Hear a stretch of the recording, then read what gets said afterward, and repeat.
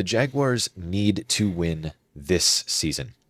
I'm Gabe with Franchise Tag. This is my co-host Elijah, and this is going to be the third part of our three-part mini-series this offseason on the Jaguars. In part one, I went over the situation that has gotten the new era Jags to where they are today, the current team. In part two, Elijah kind of went over the in-depth statistics of what went wrong for them, basically. And then Yeah. in this episode, we're going to be briefly going over what happened this offseason, who they brought in, the biggest names, and then going over kind of our expectations for what we think they're going to do this season, how we think they have to perform to justify all that they've been building. And this comes at a very nice time for two reasons. And the first is that Trevor Lawrence has just signed a massive deal, making him the highest paid player in football, or tying Joe Burrow for the highest paid player in football. It's $55 million hmm dollars a year. And the second thing is there's a lot of Jaguars discourse going on right now, kind of surrounded around that, where there's people who strictly box score watch, which I can't blame you. It's the Jaguars. I don't particularly love watching their games either. But I'm not in their region to get their games either, so I'm not often watching them play. No. yeah, but me as a Travis Etienne fantasy manager last year, I caught probably more Jaguars games than most people who aren't Jaguars fans. And I can definitely say that, something we didn't really go over, but we both talked about and then just failed to mention in our videos is the drop issues, and the issues with the offense stemmed from the receivers and the weapons not being able to succeed, not because of Trevor Lawrence, but because of their own As their problems. own. Yeah. Calvin Ridley had some big drop issues. He had a lot of drop touchdowns, and there's a couple things going around on Twitter that have been going around for the past couple weeks about how many unrealized points that Trevor Lawrence had because of those. I don't know if unrealized is the right word. I don't think it is, but I just can't think of it right now. hmm Anywho, if you want to get into some of the additions and departures this offseason, we can kind of kick things off in this video. Yeah. So their release list was Darius Williams, Rayshon Jenkins, and Fully Fadasaki. They ended up franchise tagging Josh Allen and eventually got that extension done on him. And then they re signed Ezra Cleveland, guard, and safety Daniel Thomas, along with defensive interior Jeremiah Ledbetter. And that was like their, the part of the offseason where you're retaining your guys before free agency opens up. Free agency opened up, and they made a few splash signings, I'd say, with Gabe Davis, with Mitch Morse.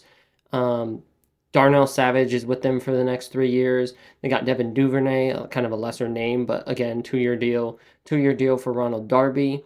And also, they got Mac Jones through a trade, which was just an interesting thing. Draft picks. Um, No, just getting rid of Mac Jones. That's what I'm cheering for, honestly. uh, and that's like an interesting thing with the whole, quarterbacks of 2021 draft class.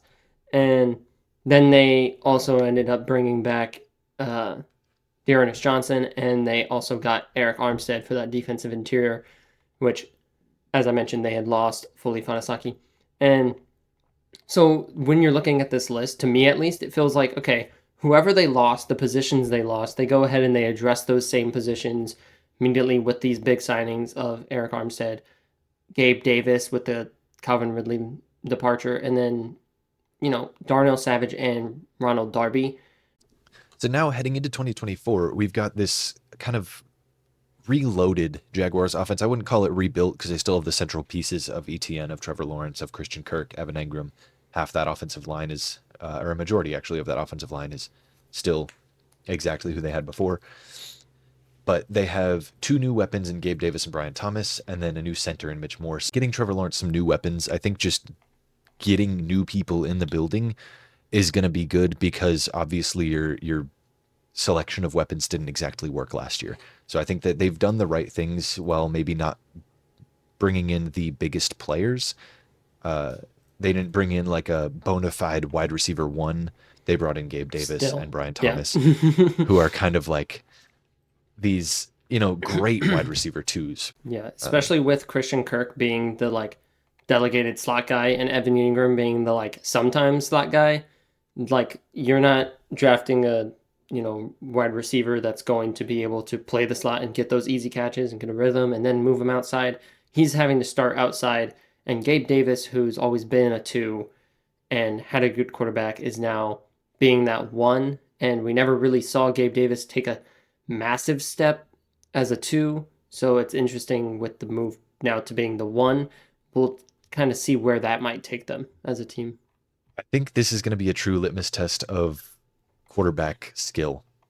Because we're going to be going from seeing him with one quarterback who is generally believed and accepted to be a very good quarterback in Josh Allen, to a player who the league of fans is kind of divided on in Trevor Lawrence. Of half the Mm-hmm. people are like, "Nah, this guy's legit. Like maybe not top of the league money legit, but that's just how the market dictates. So he deserves that extension." I Yeah. think that Gabe Davis in this one role may excel because Diggs was always the one in Buffalo, and his bit of diva-ness may have hurt his ability to try to step up into that one role if he thought he was going to be stepping on Diggs' toes.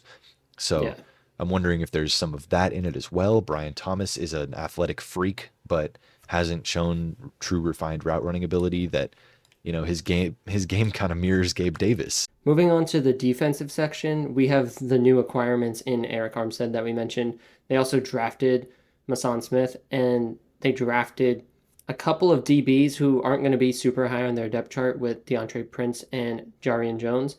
And, the reason they're not super high on the depth chart is because they also signed Ronald Darby and Darnell Savage. And while they are, they're filling the void, they're not the level of talent, in my opinion, of, Darius Williams. And the Rashawn to Savage feels a little more like even, but it's also, safeties are different in a lot of like different schemes.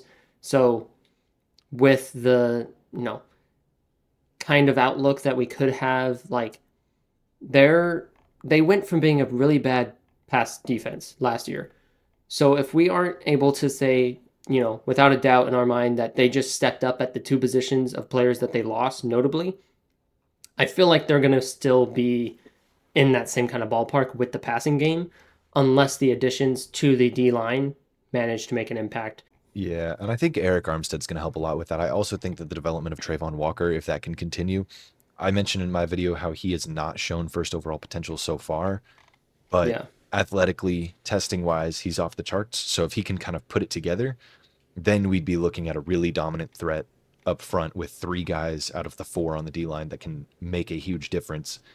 Two off ball linebackers that are phenomenal, a CB1 that's really good in Tyson Campbell, and then, yeah, DBs that you can string together and you can win and succeed with mediocre to bad DB play. It's yeah. a lot more difficult, but it can be done. Hmm. And then getting into our expectations for the Jaguars this year, I've got their schedule pulled up in front of me. I'll throw it up like right above us. I'll figure out how to do it, some way to do it. This just sucks, man. Like this Yeah. entire schedule just sucks. There's no gimmies until week 15, I feel like, which is the Jets. And even that, like if Aaron Hmm. Rodgers starts playing at his level, that's not a gimme. Yeah. So like what, your first game where I am 100% confident that they'll win is week 16. And like sure, maybe Hmm. week 7, but Patriots Okay. defense is Yeah, I was gonna tough. say, And hold on. You like were about to just pass by the Patriots, huh? as a Patriots fan, I know our defense is tough. Yeah, I it's a think that if tough lineup here because they have the AFC East as their opponents, which the Jets and New England were like the laughing stocks of the last year, but that was the Jets with Zach Wilson. And then okay, the other division was of course within their own, and then they have the NFC North, who is one knows of what JJ McCarthy might amount to, but it's still one of the tougher divisions in the NFC. yeah, So the AFC North definitely, or the NFC North, sorry, definitely feels like the AFC East, where it's like you've got your powerhouses, then you've got your kind of question mark down at the bottom mhm. of Minnesota, of New England. But, you know, Yeah, this is a very tough schedule. And yeah, like you make the great point. Like you can go very many weeks before you're like, oh yeah, they've got that one in the bag. And luckily, they at least have a late-ish bye week to kind of rejuvenate for that final stretch if they need it. to try to make a push for the playoffs, which they very well could need it given the difficulty of this. And some other like points I just want to make is, we have maybe a tenuous relationship between coaching right now, where this could be a season where if they don't put it together and say they lose a good majority of these opening games, and maybe they lose a good majority of their division games, we could see them part from Yeah. Doug Peterson. And like, I'm not saying he's worthy. He hasn't played below, but with the AFC South becoming what it is, it's certainly concerning for him if they can't get it together against a very tough lineup of teams to go against here. Yeah. So let's get into our actual predictions before we round this video out. I don't have like I don't think we're gonna have like solid numbers. Like I think they're winning 8 games, but Mm-hmm. I think this year, just like regardless of win-loss record, I think their offense needs to show strength. I think their offense needs to show that they can be a top 10 offense in the league. And if they can't this year, then it's either new coach, new receivers, new weapons. You're drafting hopefully at the top end of the draft if you're not a top 10 offense, and you can Mm-hmm. take one of the better receiving weapons. But you need to look at making some serious changes if you're not a top 10 offense this year, I feel like, for them. Their offense was the good part of their team last year, and it was, it just kind of lacked on those late down conversions, as I talked about in my video, but they were able to get downfield. They were able to have great EPA rankings, but they weren't able to actually get the points that were expected in the EPA Yeah. stat itself. So, their over under this year is 8.5 wins, and I want to be comfortable saying over on that. I really It's a do. really good line. That's just It's that's just a really it's damn so good line. that Vegas Oh my knows. God. All right, Vegas Yeah, always they knows know. the lines to set. But I really want to say that they will match their offense from last year. There might be some growing pains, I'd say, akin to Calvin Ridley coming into the fold. But now you have two receivers kind of coming into the fold, where you'll be able to lean on whichever one's more productive out of the two, and it's not going to be like, okay, we're giving Calvin all of these targets because we need him to be worth it. You have the cheap rookie if Gabe Davis doesn't amount to what they hoped he would. So I want to say, yes, they'll win 10, 9, 10 games, and they'll make the playoffs again. I think you brought up a really interesting point, the receiving weapons and the effort to get Calvin Ridley involved that led to a lot of his drops and a lot of their issues on offense. Now that that's gone, I think Christian Kirk is going to explode. Like I think it's Christian Kirk to the moon, because you don't have a one. Calvin Ridley was Yeah. a one. That is what you expected out of him. So you wanted to give them the opportunities to be there. Now you've got two guys who basically everybody's projecting to be a wide receiver 2, and then one of the better slot receivers in the league in Christian Kirk. Yeah. And I think that if you can have him in the slot full time and you can get Trevor Lawrence getting the ball to him, I think 1,400 yards for Christian Kirk isn't out of the realm of possibility. I think that's very reachable for him. And I think that's something we can expect to see if they decide to put their offense into that gear of get him the ball because he is our best weapon, our most Yeah. versatile weapon, whereas our other guys are, oh, okay, the defense is now putting 3 guys on Christian Kirk. Okay, well, one-on-one with Brian Thomas or one-on-one with Mm-hmm. Gabe Davis, and he's just faster than you.